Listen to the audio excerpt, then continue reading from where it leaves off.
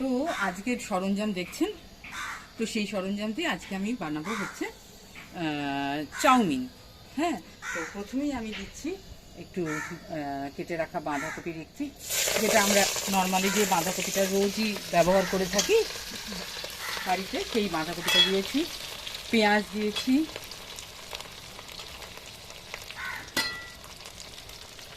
Capsicum দিচ্ছি, আর আমি দেবো বেগুনি বাঁধাকপি। হ্যাঁ, একটু আমি সাজাবার জন্য রাখলেও বেশিটাই দিয়ে দিচ্ছি, আর একটু আমি সাজাবার জন্য এই বাঁধাকপি রেখে দিচ্ছি।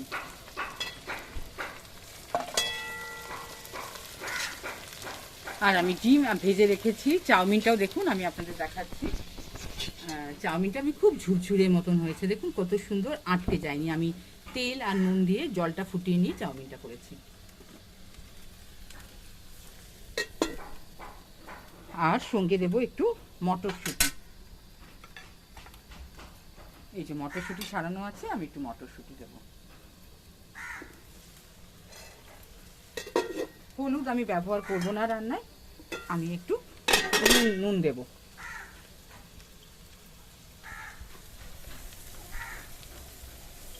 হ্যাঁ, এইটুকু নুন আমার লাগবে। নুন আপনারা আপনাদের প্রয়োজন মতন, আপনারা তো রান্না করে থাকেন, সেই হিসেবে আপনারা নুনটা দেবেন, লবণটা।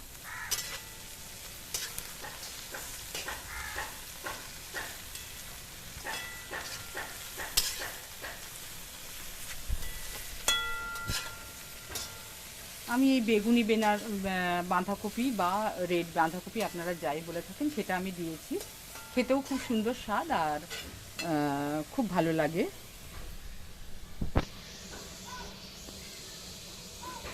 আমি কটা গোটা লঙ্কা দিচ্ছি। হ্যাঁ, আপনারা চিড়ে দেবেন ঝাল চাইলে, কিন্তু আমি ঝাল ঝাল করবো না, তাই আমি চিড়ে দিচ্ছি না।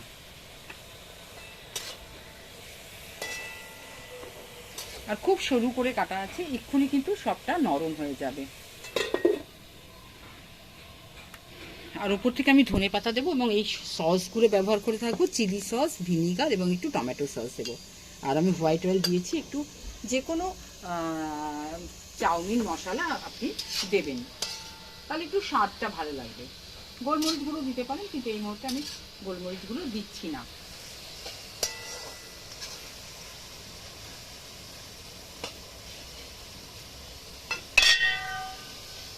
এবার আমি চাউমিনগুলো একসঙ্গে নয়, আস্তে আস্তে আমি দিতে থাকবো। একটু করে নাড়াবো এবং একটু করে দেব।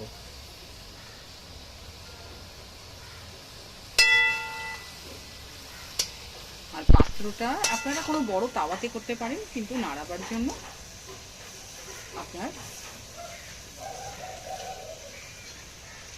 একটু কড়াইটা বড় হওয়া প্রয়োজন।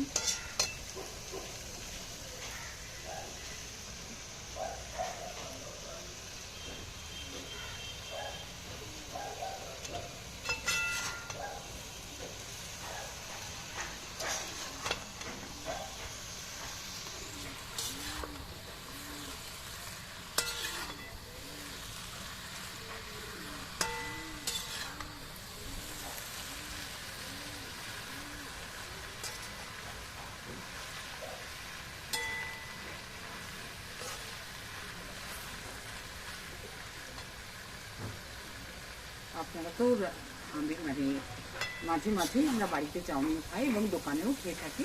তো বাড়িতে এভাবে একদিন চাউমিন বানিয়ে রেডি করে বানাবেন। এই কড়াইটা অনেকটা বড় না, বেশ কিছুটা বড় নেওয়া হয়েছে, যাতে এটাকে নাড়ানোর সুবিধা হয়। চাউমিন কিন্তু মেনলি আপনি যদি ভালো করে না নাড়াতে পারেন, তাহলে কিন্তু সমস্যা, মানে খেতে অতটা আপনি স্বাদ পাবেন না। আর চাউমিন ওই আমরা জানি না, দোকানদাররা হয়তো একেবারে কিছুটা দিয়ে থাকেন বেশি করে, বা যে যেমন মানুষ আসেন সেভাবে বানিয়ে দেয় ওরা, কিন্তু চাউমিনটা একেবারে দিলে কিন্তু আপনি নাড়তে পারবেন না। দেখুন চাউমিনগুলো কিন্তু একটু আমি নাড়ছি, দেখুন একটু কিন্তু লেগে যাচ্ছে না। খুব চাউমিনটা সেদ্ধ করাটা, মানে কীভাবে আপনি করবেন সেটা ঝরঝরে হওয়াটা খুব প্রয়োজন, নইলে কিন্তু খেতে স্বাদ হবে না। দেখুন কোথাও কিন্তু আমার আটকে যায়নি।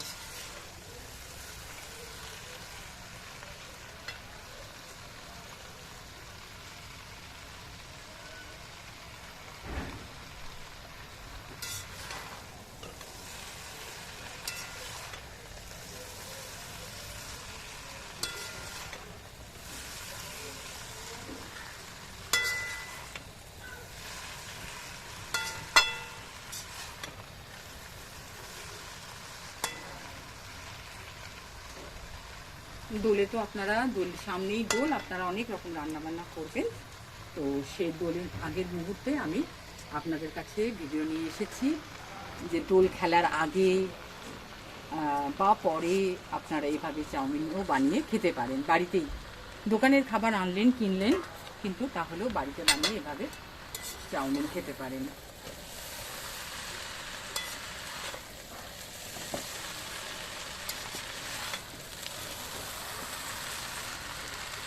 আচ্ছা, এইবারে আমার মোটামুটি দেখুন সবটাই নাড়া বা কভার হয়ে গেছে। আমি এবারে ডিমটা ভেজে রেখেছি, ডিম দেব। ডিমটা দিয়ে দিচ্ছি, দেখুন ডিমটা মিশিয়ে দিচ্ছি। একটু মশলা দিচ্ছি, আমি প্রথমেই বলেছিলাম একটু মশলা দেওয়ার জন্য। খুব বেশি পরিমাণে না হলেও একটু মশলা দিতে হবে, কিন্তু নাহলে আপনি স্বাদটা আসবে না। আর চাউমিনের মেইন ব্যাপার নাড়াটা কিন্তু খুব প্রয়োজন, ঠিকভাবে নাড়াটা খুব প্রয়োজন, মিক্স করাটা হ্যাঁ ভীষণ বেশি প্রয়োজন।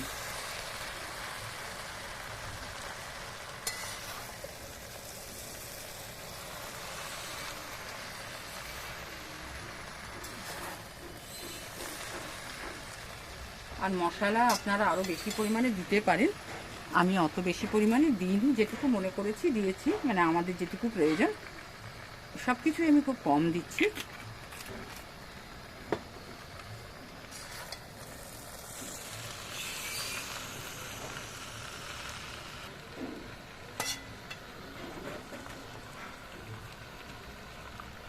এইভাবে ঝুরঝুরে চাউমিন না হলে একটু কিন্তু শক্ত হয়ে গেলে পরে আপনারা সস দিয়ে চাইলে খাবেন, একটু সস রান্নার সময় দিলে ভালো।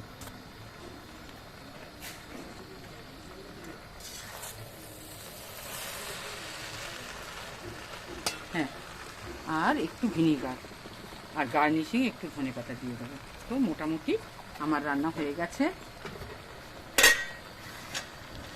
আমি জাস্ট আপনাদের নামিয়ে দেখাবো।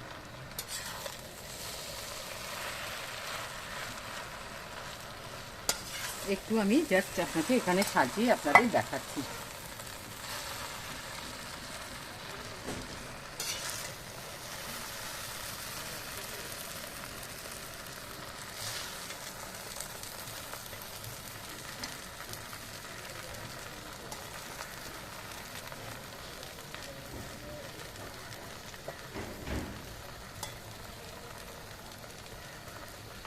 হ্যাঁ, এটাকে গ্যাসটা বন্ধ করে দিয়েছি। আচ্ছা, এবারে এটাকে একটু গার্নিশিং করে দেখুন কত সুন্দর হয়েছে। আজকে আমি আমার কিচেন থেকে বেরিয়ে এসে একটু ছাদের পোর্শনে এসে আপনাদের সাথে ভিডিও শেয়ার করেছি। তো দেখুন, এই ছিল আমার আজকের ভিডিও।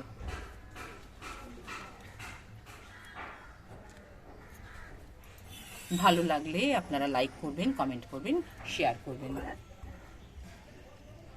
শেষ করছি।